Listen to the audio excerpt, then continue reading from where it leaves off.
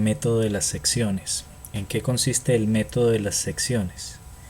Bueno, ustedes en el curso anterior de estructuras vieron al final del curso un método gráfico para calcular los esfuerzos que aparecen en las cerchas. ¿De acuerdo? Este método que vamos a ver, el método de las secciones, es decir, hay varios métodos para resolver una cercha. Los más populares son el método de los nodos y el método de las secciones. Ya les explico en qué consiste el método de los nodos y en qué consiste el método de las secciones y por qué escogí este método como el método para enseñarles y no el de los nodos, porque me parece que este es mucho más práctico. Ahora, ¿para qué sirve?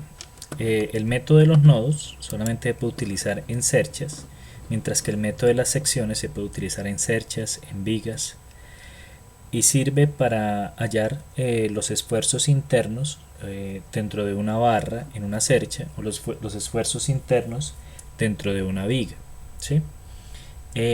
Para eso sirve. Ese mismo método o ese mismo objetivo se puede alcanzar mediante el uso del método de Cremona para cerchas solamente, el método de Cremona, que es el método gráfico que ustedes aprendieron el semestre pasado. Entonces, primero que todo, quisiera recordarles qué es una cercha. Una cercha es un elemento que está constituido por una geometría triangular o triangulada, en donde el elemento puede cubrir grandes luces, ¿sí? Se utiliza básicamente tiene dos usos muy característicos. Uno es cubrir grandes luces, como lo pueden ser los puentes, pero el otro es cubrir luces para generar una cubierta, ¿sí? O una cobertura. Se utilizan mucho en esos dos aspectos. Uno para puentes, para grandes luces, o para tendido de redes también.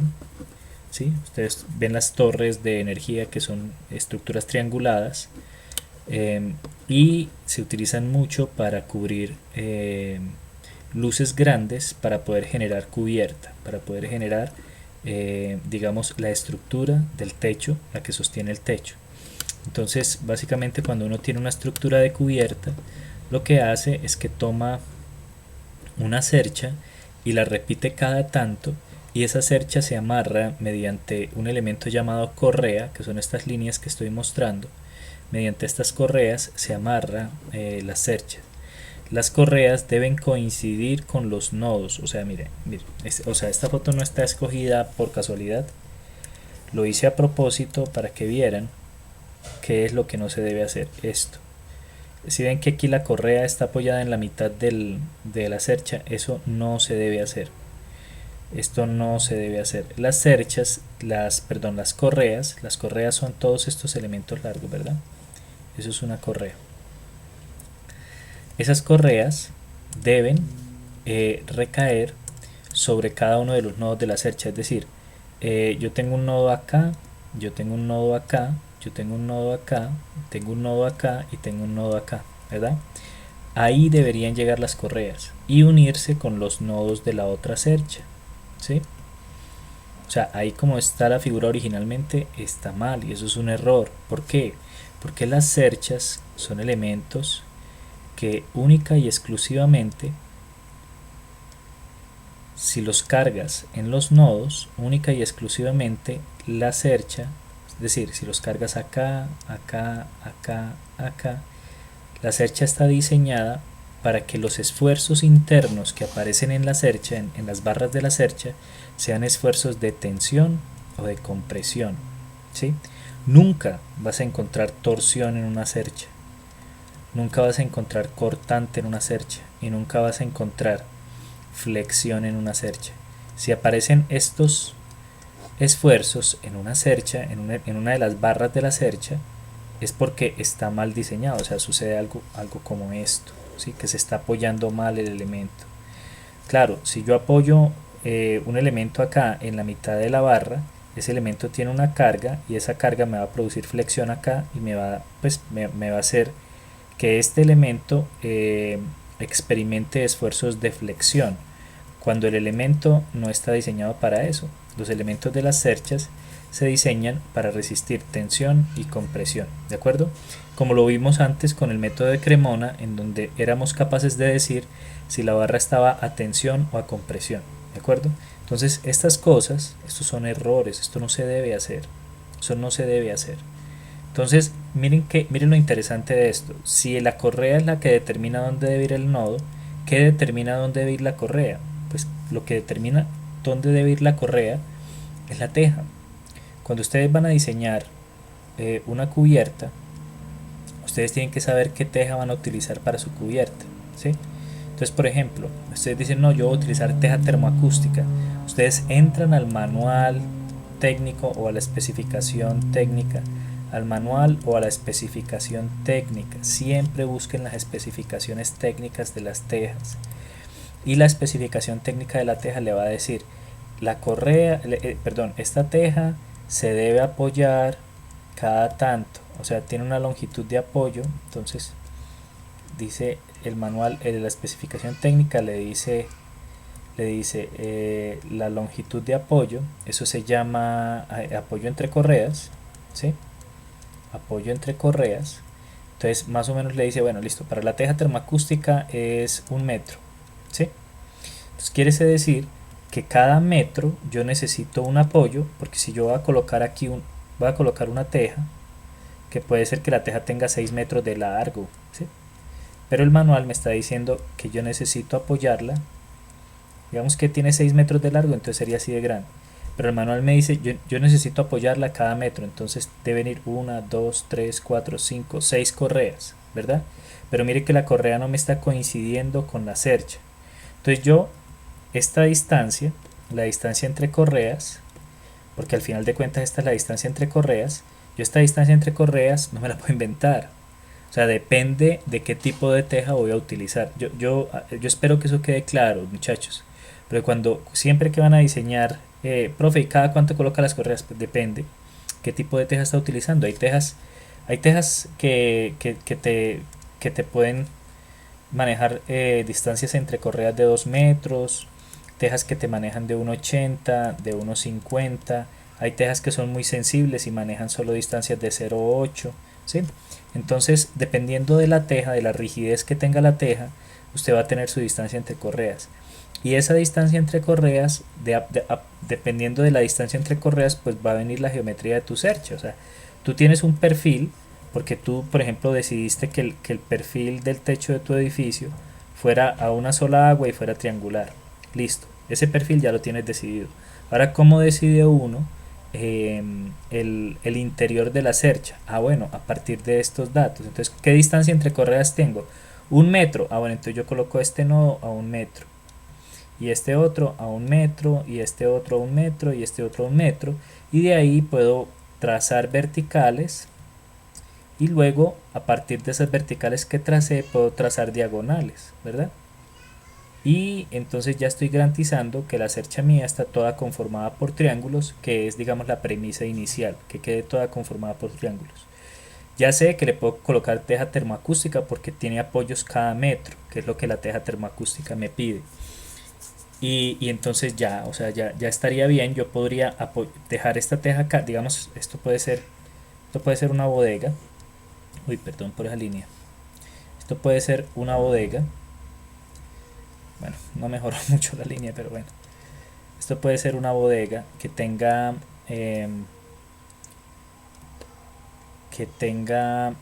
algún tipo de volumetría, o sea, que estos sean los muros, ¿verdad?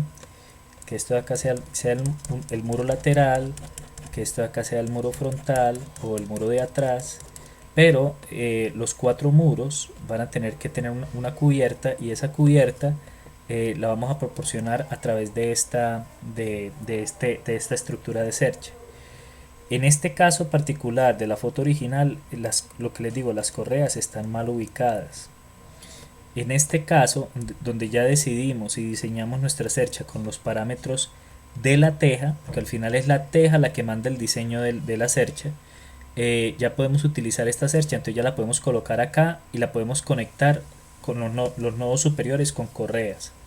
Y listo, ahí ya tendríamos, digamos, un diseño geométrico basado en la especificación de la teja. Siempre debe hacerse así, basado en la especificación de la teja. Bueno, esto es un paréntesis para hablar un poquito del diseño de cubierta, porque nosotros lo que vamos a hacer es análisis estructural de la cercha, ¿verdad? Nosotros no vamos a hacer diseño de la cubierta, vamos a hacer análisis estructural de la cercha. Es decir, a nosotros nos entregan una cercha y nos interesa saber cuánto, por ejemplo, esta barra, voy a llamar esta barra 5.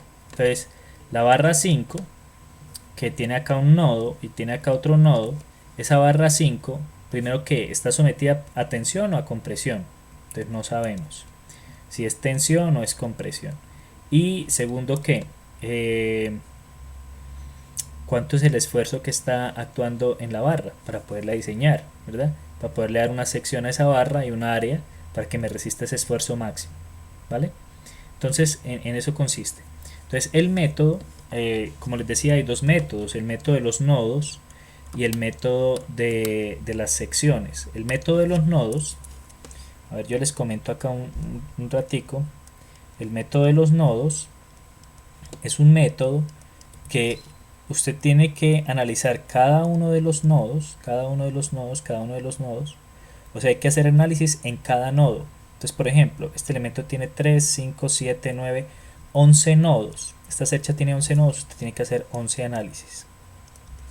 11 análisis para llegar al final del elemento y saber si le quedó bien el ejercicio, ¿sí? ¿Cómo se hace? Usted coge cada nodo y mira qué está sucediendo. Por ejemplo, este nodo es el nodo A.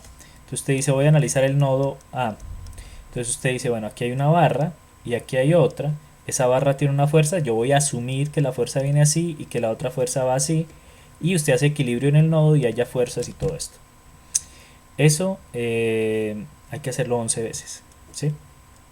Entonces digamos que el método es largo, es tedioso, se pueden cometer muchos errores, es enredadito. Entonces yo por eso este método ya casi que ni lo enseño. Entonces prefiero utilizar el método de las secciones. El método de las secciones es mucho más práctico. Ya me van a entender por qué. Cuando nosotros tenemos una cercha con muchos elementos, digamos que estas cerchas son relativamente pequeñas, pero en la vida real usted puede tener una cercha con 100 elementos, con 150 elementos, con, no sé, una cantidad muy grande de elementos. Y si eso es así, para llegar, por ejemplo, a saber qué fuerza hay en el elemento de la mitad, usted tendría, por el método de los nodos, que empezar a atacar por alguna de las esquinas hasta llegar a ese elemento. Y eso es mucho trabajo. Con el método de las secciones, usted puede tener la viga, la cercha, la estructura, la armadura más grande que usted quiera, ¿sí? Puede ser muy muy grande. Con el método de las secciones no importa qué tan grande sea el elemento. Si usted decide querer saber cuánto es el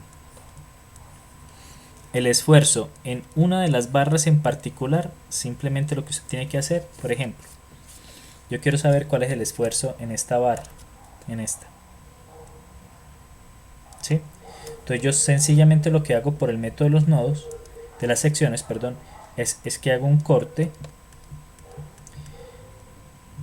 donde yo garantizo que corto ese elemento y hago un solo análisis estructural, y con ese solo análisis estructural, que también utiliza las mismas ecuaciones del método de los nodos, pero no es en los nodos, es en las barras, con ese yo ya puedo hallar el de las barras que corté, o sea, el de esta barra, el de esta barra y el de esta barra. Entonces ya podría hallar los esfuerzos y saber qué tipo de esfuerzo es, si tensión o compresión. Entonces el método es muy práctico, en realidad el método es muy práctico. Hay que entenderlo y hay que ponerle lógica, porque él trabaja mucho con sumatoria de momentos y sumatoria de fuerzas, ¿sí? Entonces es cuestión de practicarlo, pero el método es muy interesante. Entonces miremos lo siguiente: cuando uno tiene un elemento, que está sometido, pensemos que esta es la barra de una de esas cerchas. Entonces mire, esta barra en la cercha, vamos a suponer que la cercha es de este tipo, como la que estábamos viendo, y que yo decido analizar este elemento, ¿sí? Entonces yo lo aíslo y yo digo, bueno, listo, yo sé que ese elemento está a tensión, si está a tensión, o que ese elemento está a compresión, si está a compresión, ¿sí? O sea, las fuerzas internas que están actuando sobre él están o a tensión o a compresión. ¿Qué pasa en el momento en que yo corto ese elemento? O sea, yo corto el elemento y ¿qué pasa ahí? Entonces, si yo disocio en dos partes ese elemento, yo podría tener el elemento acá y el elemento acá, o sea, hacer un corte imaginario obviamente, no es que saquemos la cegueta y lo cortemos, el corte es imaginario, pero para que el equilibrio del elemento se produzca, porque miren que el elemento aquí está en equilibrio, es decir, la sumatoria de fuerzas es cero, hay una tensión hacia arriba y una tensión hacia abajo y las dos tienen el mismo valor, o sea, él está en equilibrio. Si yo corto el elemento y lo disocio, pues debería seguir en equilibrio, porque el elemento no se está moviendo, además que el corte es imaginario. O sea, entonces, ¿qué pasaría? ¿Qué condiciones tenemos? Que la parte donde yo corto me van a aparecer dos fuerzas contrarias que se anulan, es decir, en el momento en que yo vuelva a unir el elemento, me queda esta fuerza enfrentada a esta y las dos se anularían y quedaría el elemento otra vez unido, pero en sus extremos están las fuerzas que estaban actuando antes, ¿sí? Entonces, eso es lo que hay que entender con este método. Lo primero es que nosotros vamos a cortar de manera imaginaria la estructura, pero por donde nosotros cortemos, siempre me va a aparecer una fuerza. O sea, yo corto y analizo uno de los dos lados, pero entonces mire que en cualquiera de los dos lados que analice, ya sea este, aparece una fuerza, o ya sea este, aparece otra fuerza, ¿sí? Esto es clave, entender esto es clave para el elemento. ¿Por qué aparecen esas fuerzas? Porque están actuando dentro de la estructura, ¿sí? Están actuando dentro del elemento. O sea, acuérdese usted que si esto está a compresión y yo tomo un pedacito acá del elemento, ese pedacito que tome va a tener fuerzas de compresión actuando sobre él. Entonces, si yo corto acá y me llevo ya no un pedacito, sino un pedazo grande, pues va a tener fuerzas de compresión y fuerzas de compresión. Bueno, espero que esto se entienda, pues no es nada difícil.